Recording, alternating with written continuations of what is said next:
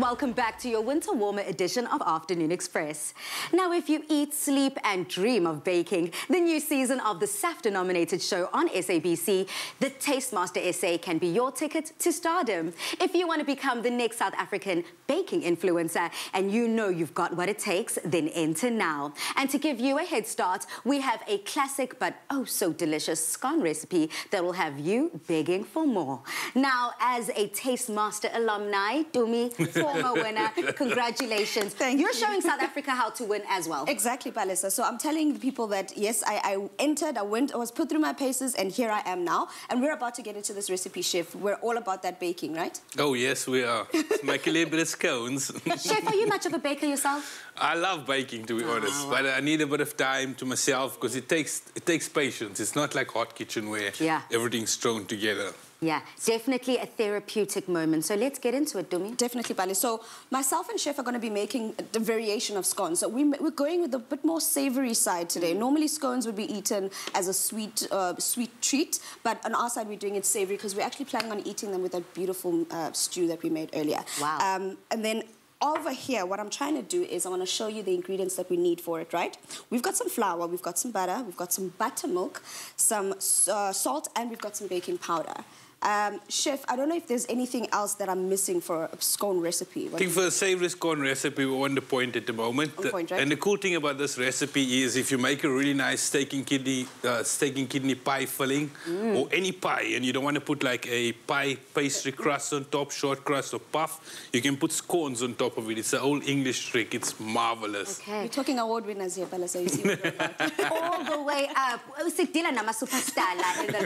something that I'm also excited about that Chef just brought up, the fact that you can make a steak and kidney pie, and if you do not want to use the pastry, you can then use this very same scone recipe as a top. To start it off, Palisa, we're going to cream our butter and our flour together, but before we do that, we're going to add the rest of our dry ingredients here. I've got some salt that I'm adding into there. Chef, I'm going to share a bit of my baking powder with you, and you just need about a teaspoon here. Yep, correct. Let me add some for you as well. Very important ingredient, or else I remember Oma used to always make scones. You come back from high school or primary school and the house smells like scones, and you're like, yeah, cup of tea scones, I'm going to polish those things.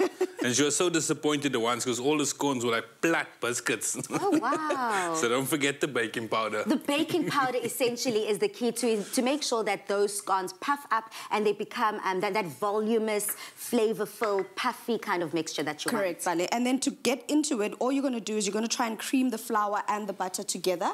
The whole idea is just like you remember when we made the puff pastry, that rough puff, the whole idea is you also don't want to get rid of the butters too much. You want to make sure some of it is there because when it bakes, it creates those layers as well. So this is where you don't want to be too heavy-handed when it comes to the mixture. Now, Chef, I can only imagine exactly as Dumi is speaking of, that butter, as soon as it goes into the oven, as it is little granules, it'll completely melt and making sure that your scone isn't dry. Now, I do not like dry scones. In fact, it reminds me of going back home, whether it's epizana, in the rurals, the farms, essentially, and it's a family gathering, whether a funeral, wedding, there'll always be scones. Yeah. But I'm always dodging the scones because, you know, when the scone sits here, and So how can we make sure that does not happen? Not even water helps. It turns it into a clump of dough.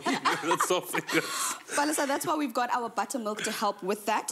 And the other thing is you've got some ingredients on your side there that's going to help with that as well. So you've got some cheese. We're going to put that into our scones, and then we're also going to put some spring onion.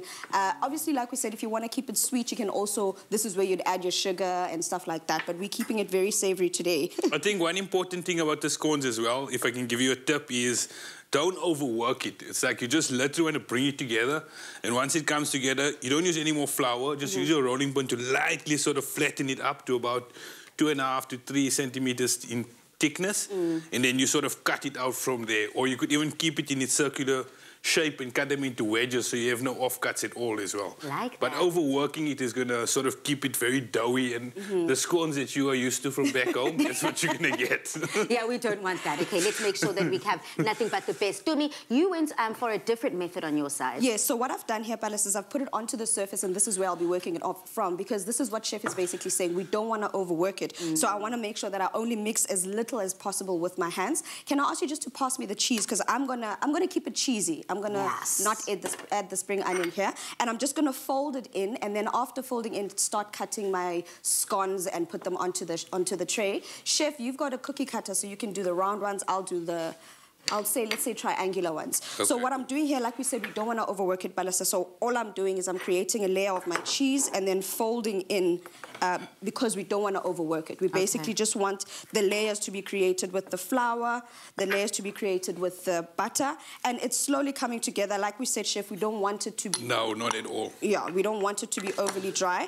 And this is all that's happening here. You see, it's coming together. I really don't want it to be too dry or too overworked. I love the fact as well that we're trying two different flavors. We've got the spring onion here on Chef Dion's side, and we've also got the cheesy, beautiful scones there on Dumi's side. It doesn't matter what you love, whether you love sweet or savory. I think that this is something for everyone to try. All I'm going to do now is just cut them into our little triangles that I want. I want it very rustic, very different to what we normally have, because we're so used to the round ones. So I'm like, why not? Chef, I see you're also starting with your scones over there.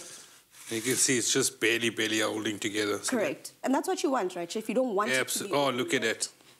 Chef, you already said, you know, I guess, Dumi, this is why Chef says that he bakes by himself. It's a therapeutic thing. I have not seen Chef Dion this quiet in a very long time. It almost seems like you're wrapped up in your thoughts. Yeah, it's very difficult to be too energetic when you're baking. It kind of zones you in. Yep, Something with the flour. Honing you in. The Taste Master SA is back. And this time around, it's the baking edition. It promises to be yet another sensational series of good food and an incredible prize not to be missed for the ultimate winner. The previous series season winner, Chef Dumi, recently walked away with the Lux Restaurant Award for Rising Star. Now, her star is indeed shining bright, and you could be next. So if you're passionate about baking and you want to become the next South African baking influencer, then go on to www.tastemaster.co.za to enter right now. But here are more details on how to enter. If you eat, sleep and dream of baking, enter for the Taste Master SA's new season starting in August on SABC2. Grow your career in TV and as a baking influencer and stand to win 50,000 rands worth of prizes. To apply to compete on the show, share a video of you baking a wonder you've created with tried and trusted Royal Baking Powder. Upload your video and complete your application on the tastemaster.co.za website. Entries close Wednesday, 7th July. T's and C's apply.